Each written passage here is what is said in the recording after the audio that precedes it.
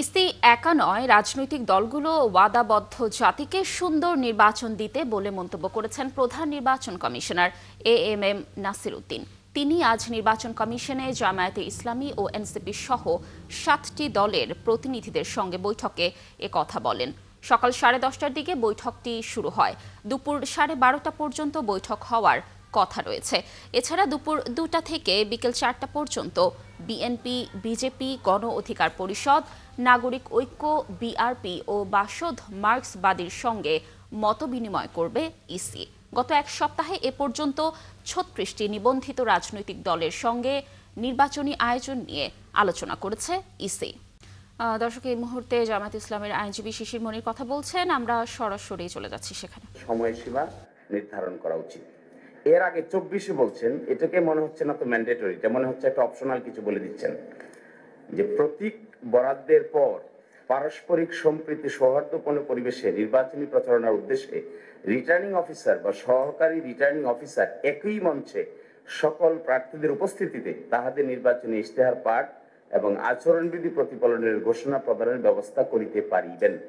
Do you mean this is mandatory, or এক জায়গায় করবে এক জায়গায় করবেন এরকম, নাকি চাইলে পারবে চাইলে পারবেন? আমার মনে হয় আপনাদের এখানে ইনডিসিশনে ভুগছেন। হোয়াট ইজ আমার আন্ডারস্ট্যান্ডিং অফ ল তে মিন হচ্ছে যে election commission is suffering from indecision. কোথা থেকে আপনারা ইনডিসিশনে ভোগেন I don't know, but you are suffering from some sort of indecision. আপনারা একদিকে বলছেন করিতে পারিবেন, সুনামগঞ্জের করতেই যদি হয় তাহলে আপনারা এটা করবে কে? ডিসি সাহেব, তো রিটার্নিং অফিসার তো ডিসি সাহেব। ডিসি সাহেব করবেন তো চট্টগ্রামে ডিসি সাহেব করবেন, সিলেটে ডিসি সাহেব করবেন না, আবার বগুড়া ডিসি সাহেব করবেন, ফরিদপুরে ডিসি সাহেব করবেন না, কেওয়াস হবে। এগুলো নিয়ে আরেকটা ইস্যু বিল্ড আপ হবে। যদি মনে করেন যে আমরা এই বিতর্ক করবো প্রার্থীরা, make it equal to each and everyday, তাহলেই নতুনত্বটা আসবে। আমার ধারণা এই আলোচনাটা আপনারা একটা নতুন কালচার ডেভেলপ করার জন্য এনেছেন, যেটা কনস্ট্রাকটিভ বাংলাদেশের কথা আমরা যে বলছি এটাকে সামনে রেখে, কিন্তু এটাকে আমার বিবেচনায় সকল ক্ষেত্রেই প্রযোজ্য করা উচিত। Let it be discussed in every district. এটাই নতুন প্রজন্মের মানুষের কাছে ইনোভেটিভ কিছু আইডিয়া দিবে আর কি। আপাতত এটাই, বাকিরা আমাদের দায়িত্ব। 2024 সালের 5 আগস্ট চানখারপুলে শহীদ আনাজ সহ 6 জনকে হত্যা এবং একই দিনে আশুলিয়ায় হত্যার পর 6 শহীদের মরদেহ পোড়ানোর মামলার আসামিদের ট্রাইব্যুনালে হাজির করা হয়েছে। এই মামলায় সবশেষ সাক্ষী মামলার তদন্ত কর্মকর্তার দ্বিতীয় দিনের সাক্ষ্য গ্রহণ হবে। গতকাল শুনানির দিন ধার্য থাকলেও ট্রাইব্যুনালের চেয়ারম্যান অসুস্থ থাকায় শুনানি হয়নি। এই মামলায় এখন পর্যন্ত ভুক্তভোগী পরিবার, জুলাই আহত চিকিৎসক, একজন উপদেষ্টা সহ সাক্ষ্য দিয়েছেন 24 জন। তদন্ত কর্মকর্তার সাক্ষ্য গ্রহণ শেষ হলে মামলাটির যুক্তিতর্ক উপস্থাপন পর্যায়ে যাবে। এরপর রায়ের দিন ঘোষণা করবেন ট্রাইব্যুনাল। মামলায় আসামি 8 জন হলেও সাবেক ডিএমপি কমিশনার হাবিবুর রহমান সহ 4 জন পলাতক রয়েছেন। অপরদিকে ট্রাইব্যুনাল 2-এ আশুলিয়ায় হত্যার পর 6 শহীদের মরদেহ পোড়ানোর মামলা আজ 23তম সাক্ষী জবানবন্দি দেবেন। এই মামলায় গ্রেফতার 8 আসামির মধ্যে এসআই শেখ আফজালুল হক দোষ স্বীকার করেছেন। তিনি রাজসাক্ষী হিসেবে এই মামলায় জবানবন্দি দেবেন। দর্শক, ট্রাইব্যুনালে রয়েছেন আমাদের সহকর্মী সৈকত সাদিক। আমরা যুক্ত হচ্ছি সৈকতের সঙ্গে। সৈকত, আপনি তো ট্রাইব্যুনালে রয়েছেন। যেমনটি দর্শকদের জানাচ্ছিলাম যে শহীদ আনাজ সহ 6 জনকে হত্যা এবং একই দিন আশুলিয়া হত্যার পর 6 শহীদকে পোড়ানোর মামলা ট্রাইব্যুনালে ইতিমধ্যে হাজির করা হয়েছে। এই মামলার অগ্রগতির তথ্য আপনার কাছে জানবে এবং আর কোনো মামলা আজ ট্রাইব্যুনালে উঠবে কিনা জানাবেন বিস্তারিত ট্রাইব্যুনালের খবরাখবর। নিষ্পত্তন হয় 5ই আগস্ট 2024 সালের। ওই দিনই কিন্তু দুটি ঘটনা, যেই ঘটনা শেখ হাসিনার মামলাও শেখ হাসিনার মৃত্যুদণ্ড হয়েছিল। একটি হচ্ছে রাজধানীর চাংখারপুলে শহীদ আনাজ সহ 6 জনকে হত্যা মামলার ঘটনা একটি মামলা, আরেকটি মামলা হচ্ছে আশুলিয়ায় শহীদদের হত্যার পরে যে 6 জন শহীদের মরদেহ পুড়িয়ে দেওয়া হয়েছিল আশুলিয়া থানার সামনে, সেই মামলা দুটি আজকে কিন্তু বিচার কাজ প্রায় একেবারে তো বলতে গেলে শেষ পর্যায়ে। বিশেষ করে চাংখারপুলের যে মামলাটি, সেই মামলায় তদন্ত কর্মকর্তা মনিরুল ইসলাম আজকে দ্বিতীয় দিনের মতো তার জবানবন্দি দেবেন এবং তিনি শেষ সাক্ষী। এরপরে এই মামলায় যুক্তিতর্ক উপস্থাপন হবে। যদিও গতকালকে এই মামলা শুনানির কথা ছিল, যেহেতু ট্রাইব্যুনাল চেয়ারম্যান অসুস্থ ছিল তার জন্য শুনানি হয়নি। আর আরেকটি যে মামলা রয়েছে আশুলিয়ার যে মামলাটি, সেই মামলা আজকে একজন গুরুত্বপূর্ণ সাক্ষী বলা চলে। যে এই মামলায় যেহেতু আপনি জানেন যে সাবেক এমপি সাইফুল ইসলাম সহ 16 জন আসামি, তার মধ্যে গ্রেপ্তার রয়েছে যে 8 জন এবং সবাই পুলিশ সদস্য। গত 21শে আগস্ট যেদিন এই মামলার অভিযোগ গঠনের শুনানি হয়, মানে সেই দিন কিন্তু 7 জন গ্রেপ্তার 7 পুলিশ সদস্য তারা নিজেদের নির্দোষ দাবি করেন। তবে একজন পুলিশ সদস্য এসআই আফজালুল হক, যিনি দোষ স্বীকার করেন এবং দোষ স্বীকার পরে তিনি রাজসাক্ষী হওয়ার জন্য অনুমতি প্রার্থনা করেন, তিনি ক্ষমা চান। সেই শেখ আফজালুল হক এসআই তিনি আজকে এই মামলায় রাজসাক্ষী দেবেন বা জবানবন্দি দেবেন, এমনটাই আমরা প্রসিকিউশনের পক্ষ থেকে শুনেছি। এবং তাকে এই মামলায় আজকে ট্রাইব্যুনালে হাজিরও দেখানো হয়েছে। এবং এই মামলা যে অন্য 7 জন পুলিশ সদস্য গ্রেপ্তার আছেন আপনি জানেন, সেখানে রয়েছেন ঢাকার সার্কেল সাবেক যে এসপি আব্দুল হালিল কাফি রয়েছেন, সাভারের এসপি শাহিদুল হক রয়েছেন এবং পরিদর্শক আরশাদ সহ 7 জন গ্রেপ্তার রয়েছেন এবং সবাইকে ট্রাইব্যুনালে নিয়ে আসা হচ্ছে। এর বাইরে চাংখারপুলের মামলা যে 4 জন গ্রেপ্তার আছেন, শাহবাগের যে বরখাস্ত ওসি আরশাদ এবং ইমাদ হোসেন, ইমাদ, নাসিরুল সহ যে 3 জন পুলিশ সদস্য সহ 4 জন, তাদেরকেও ট্রাইব্যুনালে নিয়ে আসা হচ্ছে। যেটা আশুলিয়ার মামলা, সেটা শুনানি হয়তো কিছুক্ষণের মধ্যে শুনানি শুরু হবে এবং ট্রাইব্যুনাল 2-এ আজকে বিচারপতি নজরুল ইসলাম চৌধুরী নেতৃত্বাধীন ট্রাইব্যুনাল 2 সেখানে শেখ আফজালুল সাক্ষ্য গ্রহণ বা তার জবানবন্দি দেবেন। এর বাইরে ট্রাইব্যুনাল 1-এ আজকে চাংখারপুলের মামলার সর্বশেষ মামলা তদন্ত কর্মকর্তা তিনি দ্বিতীয় দিনের মতো জবানবন্দি দেবেন। সব মিলিয়ে লাবণী, এখন পর্যন্ত আমার কাছে ট্রাইব্যুনাল 1 এবং ট্রাইব্যুনাল 2-এর এই হচ্ছে সর্বশেষ তথ্য। সৈকত, ধন্যবাদ আমাদের সাথে যুক্ত থাকার জন্য। আপনি থাকুন ট্রাইব্যুনালে, নিশ্চয়ই আমরা পরবর্তী সংবাদ সংযোগগুলোতে মামলাগুলোর খবরাখবর আপনার মাধ্যমে দর্শকদেরকে জানানোর চেষ্টা করব। দর্শক যুক্ত ছিলেন সহকর্মী সৈকত সাদিক। বড়দিন উপলক্ষে এবছর প্রত্যাশা অনুযায়ী পোশাক রপ্তানি করতে পারেননি গার্মেন্টস মালিকরা।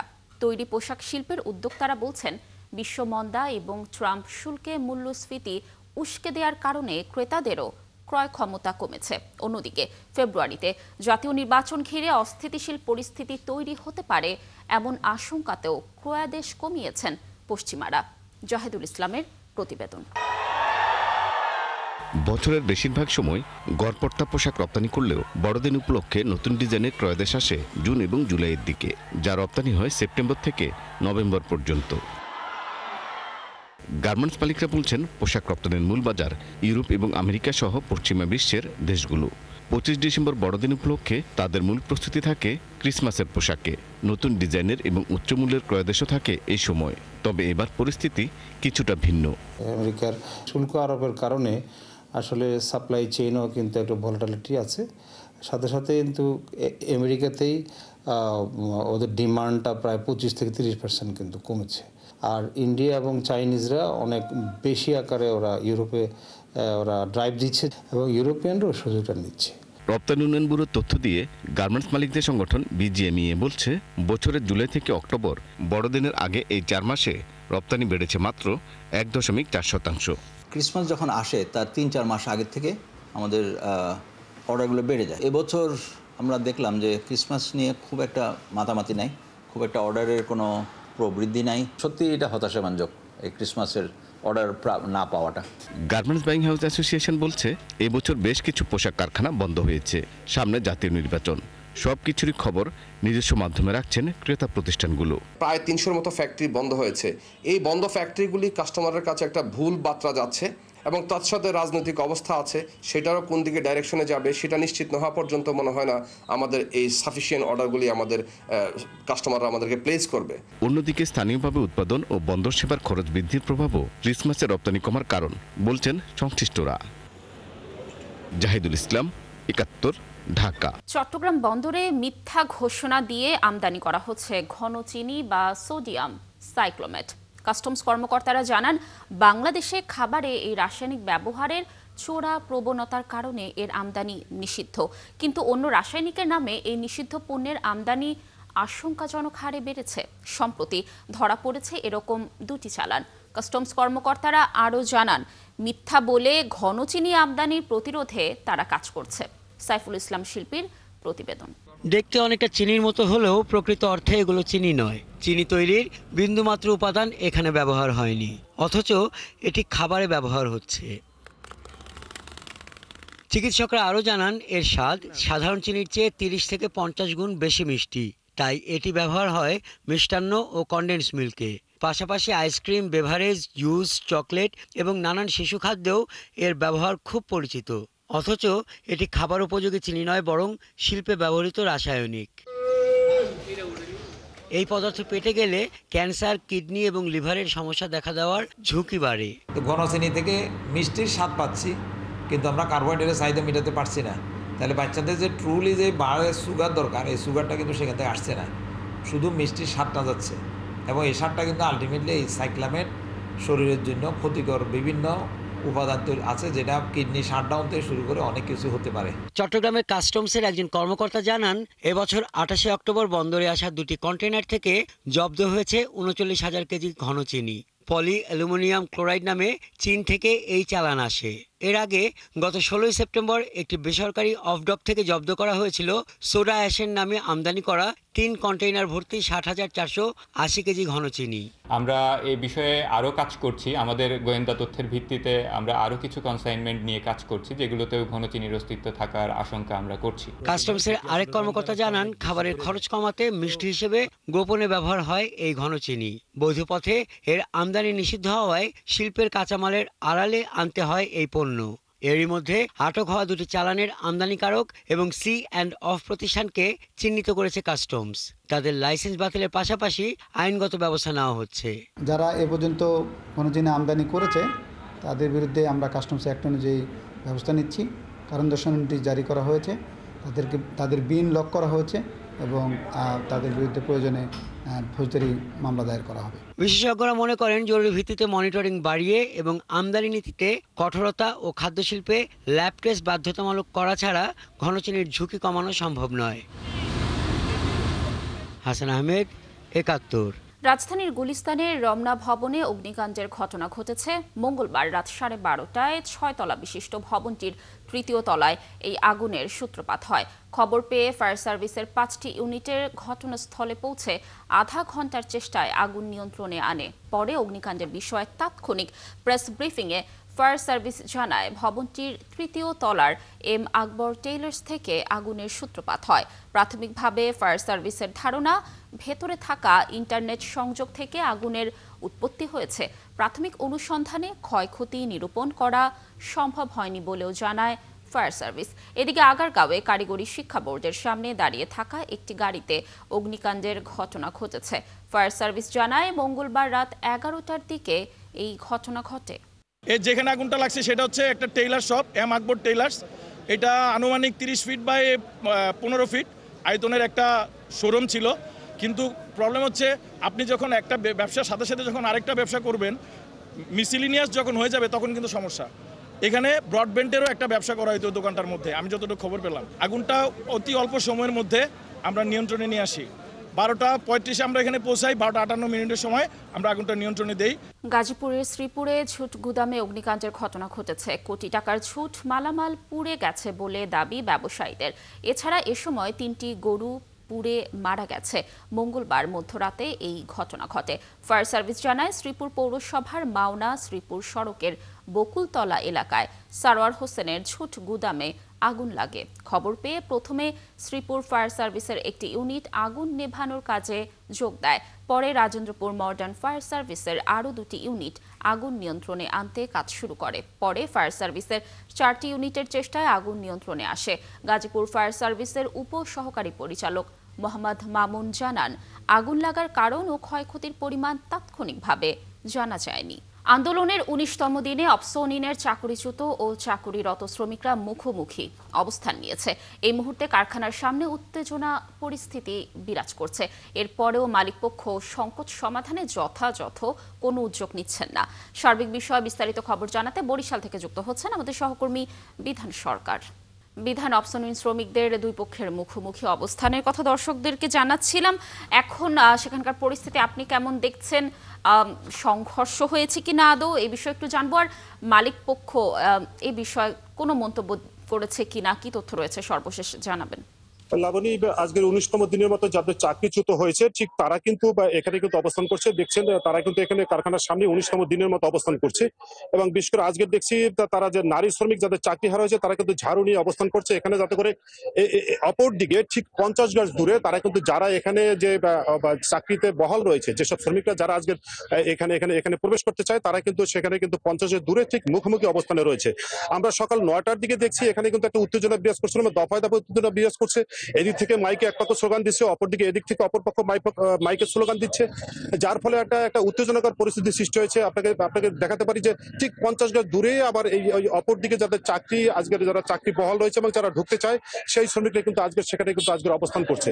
তো সব মিলে মালিক পক্ষের সাথে আমরা যে কথাটা বলছি, মালিক পক্ষ বলছে যে তারা কিন্তু আসলে যাদের চাকরি আছে সেই কারখানা খুলতে চায় এবং কারখানা খুলে দেওয়ার জন্য তারা কিন্তু বলছে, এবং যার ফলে মালিক পক্ষ বা যেসব শ্রমিক যারা রয়েছে মালিকের যে কর্মকর্তা তাদের সাথে কথা বলেছি, তারা গেল দিন প্রেস কনফারেন্স করছে, তারা বলছে যে তারা কারখানা খুলতে চায়, বিশেষ করে অফসোস লাইনটা তারা খুলতে চায়, কিন্তু এখানে যারা যে শ্রমিক রয়েছে যে চাকরিচ্যুত হয়েছে বা তারা কিন্তু এখানে কিন্তু খুলতে দিচ্ছে না, এবং যার ফলে একটা দ্বন্দ্ব সংঘাত তৈরি হয়েছে। এবং প্রশাসনের সাথে আমরা কথা বলছি, তারা এখানে পুলিশ অতিরিক্ত রয়েছে পুলিশ, এবং তারা বলছে যে কোনো সংঘাতময় পরিস্থিতি হলে পর তারা সেই বিষয়গুলো দেখবে এবং তখনই তারা হস্তক্ষেপ করবে। কিন্তু এখন এই যে আজকের কিন্তু দুটো সড়ক, আপনার এই যে আগেতে একটা সড়ক বন্ধ ছিল, এখন কিন্তু আরো দুটো সড়ক এর সাথে যোগ হয়েছে, মোট 3টি সড়ক কিন্তু বন্ধ হয়ে গেছে। এর আগেও আপনাদের বলেছি যে এখানে কিন্তু 5টি শিক্ষা প্রতিষ্ঠান রয়েছে এবং এখানে কিন্তু আপনার এখানে প্রতিনিয়ত এবং কোচিং সেন্টার রয়েছে বেশ কয়েকটি, যার ফলে কিন্তু এই জায়গাটায় মানুষের বেশ ভোগান্তি হয়। মানুষের 3টি জায়গাতেই কিন্তু চলাচল করতে পারছে না। একদিকে যারা চাকরিতে আজকে যোগদান করবে তারা রয়েছে, অপরদিকে যারা চাকরিচ্যুত হয়েছে তারা কিন্তু তারা 19 দিন ধরে এখানে অবস্থান করছে। সব মিলিয়ে এমন একটা পরিস্থিতি, টান পরিস্থিতি এই যে প্রায় 19 দিন ধরে, এবং এখানে 3 দিন ধরে তারা পরপর এখানে আসার চেষ্টা করছে, কিন্তু যারা চাকরি হারিয়েছে তারা কিন্তু তাদেরকে প্রবেশ করতে দিচ্ছে না কারখানায়, যার ফলে কিন্তু এখন একটা এই থমথমে পরিস্থিতি বিরাজ করছে। যে কোনো সময় এই উত্তেজনা থেকে যে সংঘাতের দিকে যেতে পারে, এটাই আসলে আমরা এখানে লোকজন বলছে এবং এর অবসান চাই, বিশেষ করে এখানে লোকজন যারা রয়েছে। ধন্যবাদ আমাদের সাথে যুক্ত থাকার জন্য। আপনি থাকুন সেখানে, তথ্য সংগ্রহ করতে থাকুন। নিশ্চয়ই এই বিষয়ে আরো তথ্য আমরা পরবর্তী সংবাদ সংযোগগুলোতে আপনার মাধ্যমে দর্শকদেরকে জানানোর চেষ্টা করব। দর্শক যুক্ত ছিলেন আমাদের সহকর্মী বিধান সরকার। শীতের মৌসুম শুরু হতে চললেও থামছে না ডেঙ্গুর সংক্রমণ। চলতি বছরের জানুয়ারি থেকে একদিনের জন্য খালি হয়নি সিরাজগঞ্জ শহীদ এম মনসুর আলী হাসপাতালের ডেঙ্গু ওয়ার্ড। জেলায় ডেঙ্গু আক্রান্তের সংখ্যা 1200 ছাড়িয়েছে। ঘটছে প্রাণহানির ঘটনাও। চরম দুশ্চিন্তায় জেলার বাসিন্দারা। সিরাজগঞ্জ থেকে ইউসুফ দেওয়ান রাজুর তথ্যচিত্রে প্রতিবেদন। বাংলাদেশে ডেঙ্গুর মৌসুম সাধারণত মে থেকে সেপ্টেম্বর মাস পর্যন্ত, কিন্তু নভেম্বর শেষ হতে চললেও এখনও ডেঙ্গু ছড়াচ্ছে রাজধানী সহ বিভিন্ন জেলায়।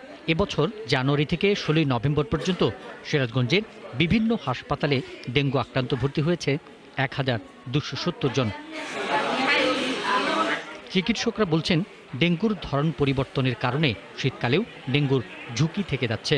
এ কারণে বছর জুড়ে সতর্কতার প্রয়োজন। সরকারিভাবে কিছু উদ্যোগ নেওয়া প্রয়োজন, যেমন আমাদের আশেপাশের ডোবা নালা নর্দমা এগুলো ম্যাক্সিমাম সময় দেখা যায় অপরিষ্কার থেকে যায়, সেগুলো পরিষ্কার রাখা প্রয়োজন, এবং এসির পানি যে জমা থাকে যেসব জায়গায় সেগুলো আমরা ডেইলি ক্লিন করার চেষ্টা করব এবং মশারি ব্যবহার করব। সিরাজগঞ্জের মনসুর আলী মেডিকেল কলেজ হাসপাতাল কর্তৃপক্ষ জানায় ডেঙ্গু চিকিৎসায় প্রয়োজনীয় সরঞ্জাম এবং আলাদা ইউনিট করা হয়েছে। একটা বড় ওয়ার্ড ডেঙ্গুর জন্য ফিক্সড করা হয়েছে, ডেঙ্গু ওয়ার্ড হিসেবে সেটা পরিচিত আছে। ফিমেলে একটা রুম করা হয়েছে, ফিমেল পেশেন্ট যদিও কম, কিন্তু তারপরে ফিমেলের জন্য আলাদা ওয়ার্ড করা হয়। এদিকে জেলায় ডেঙ্গু পরিস্থিতি নিয়ন্ত্রণে সব ধরনের প্রস্তুতি রয়েছে বলে জানান সিভিল সার্জন। আমাদের 9টি উপজেলার 7টা আমাদের হেলথ কমপ্লেক্স আছে, সেখানে ডেঙ্গু রোগীদের চিকিৎসার পর্যাপ্ত ব্যবস্থা আছে, এবং মেডিকেল কলেজ আছে, মনসুর আলী মেডিকেল কলেজ, সেখানেও পর্যাপ্ত ব্যবস্থা আছে। সদর হসপিটাল আছে, আমাদের আরও 2টা বেসরকারি মেডিকেল কলেজ আছে, নর্থ বেঙ্গল এবং খাজা ইউনুস আলী, সেখানেও সব ধরনের ব্যবস্থা আছে। কিন্তু হাসপাতালের নোংরা পরিবেশে চরম ভোগান্তিতে পড়তে হয় বলে অভিযোগ রোগী ও তাদের স্বজনদের। 500 শয্যা বিশিষ্ট একটি হসপিটাল, কিন্তু এই হসপিটালটি যতটুকু পরিচ্ছন্ন থাকার দরকার, আমার মনে হয় যারা এখানে অথরিটি পার্সন আছে তারা হয়তো সেইভাবে দৃষ্টি দিচ্ছে না এবং সেইভাবে সেটা পরিচ্ছন্ন থাকতেছে না।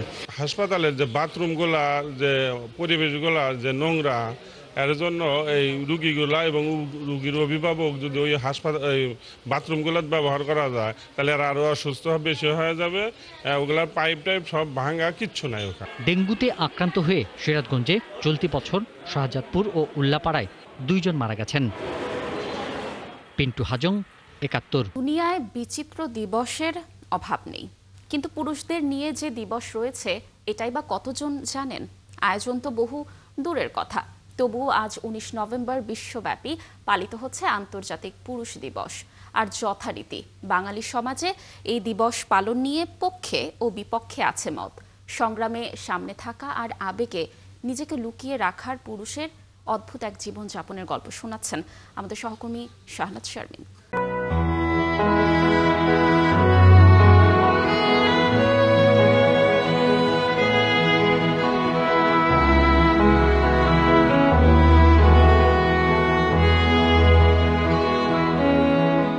পুরুষের চরিত্র কেন কঠোর ও আধিপত্যবাদী হতে হবে?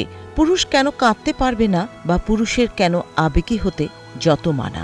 কারণ জন্মের পর থেকেই ছেলে শিশুদের কি শেখানো হয় তুমি ছেলে কাঁদবে না, মেয়ে হয়ে গেলে নাকি? সোসাইটি যেভাবে আর কি ম্যাসকিউলিনকে ডিফাইন করে যে তাকে হচ্ছে শক্তপোক্ত থাকতে হবে, সে ভেঙে পড়লে চলবে না, এরকম কিছু ছকে আসলে পুরুষ বাধা। আমরা আসলে কখনো লিঙ্গীয় বিচারের ঊর্ধ্বে ডিসক্রিমিনেশনটা যে সবার জন্য সমান হতে পারে এটা কখনো আমরা চিন্তা করি নাই।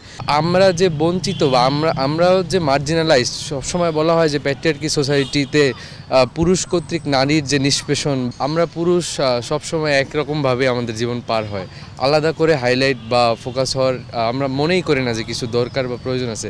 কষ্ট পেলে চুপ থাকা, সর্বদা মুখে হাসি আর নিজের দুর্বলতা আড়ালে রাখা, সমাজের একমুখী দৃষ্টিভঙ্গিতে পুরুষের মানসিক স্বাস্থ্য প্রশ্নের মুখে দাঁড়িয়েছে বলছেন মনোবিজ্ঞানী।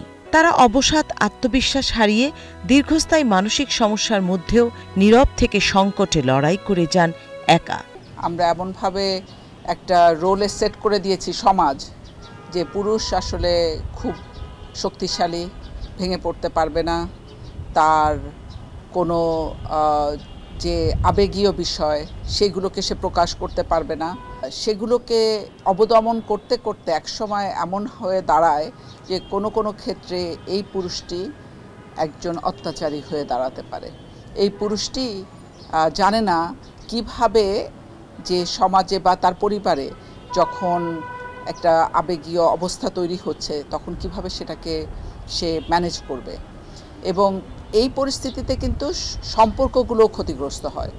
90 দশকের শুরু থেকেই বাংলাদেশে বিভিন্ন দিবস পালন করা শুরু হয়। এর মধ্যে অন্যতম নারী দিবস। একই সাথে পুরুষ দিবসের আলোচনা চললেও হালে তেমন পানি পায়নি।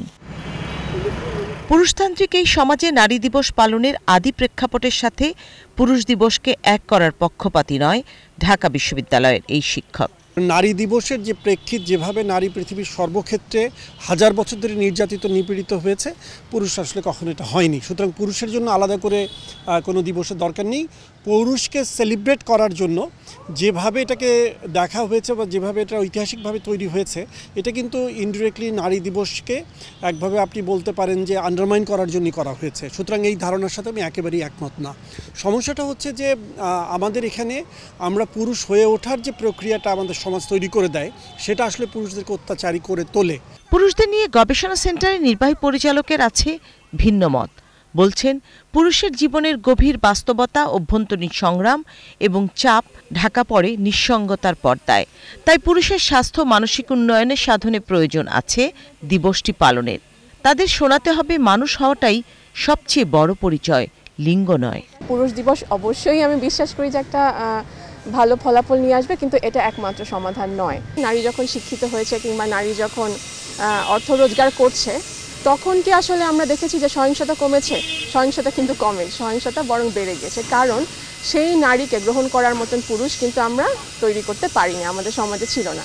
নারীর পাশাপাশি দাঁড়ালে, ঘরের কাজ করলে, নারীর পাশাপাশি না, মানে নিজে থেকে যদি ঘরের কাজ করে, তাতে আসলে পৌরুষের কোনো কিছু কমে যায় না। এটা তাকে পুরুষ হিসাবে কোনো অংশে কম করে গড়ে তোলে না। দিবসের বিতর্ক থাকলেও প্রতিবছর বাংলাদেশে দিনটি পালন করে যাচ্ছে পুরুষ অধিকার ফাউন্ডেশন।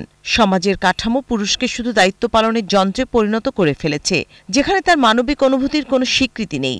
তারা বলছে পুরুষ নানাভাবে নীরবে নির্যাতিত হচ্ছে। না, আমাদের কাছে অনেক পুরুষ আসতেছে নির্যাতনের শিকার, কিন্তু পুরুষ নির্যাতন একটা সেনসিটিভ বিষয়, কারণ এটা যদি কারো কাছে প্রকাশ করতে পারে না, প্রকাশ করে বিভিন্নভাবে মানুষ উপহাস করে, এই জন্য অনেক পুরুষ নির্যাতন শিকার করতে না পেরে আত্মহত্যার পথ বেছে নিয়েছে। এদেরও কিন্তু মান, অভিমান, আবেগ সবই আছে, কিন্তু যদি কোনো পুরুষ কান্নাকাটি করে এটা পুরুষের শোভা পায় না, কারণ কান্নাকাটি করবেন নারীরা।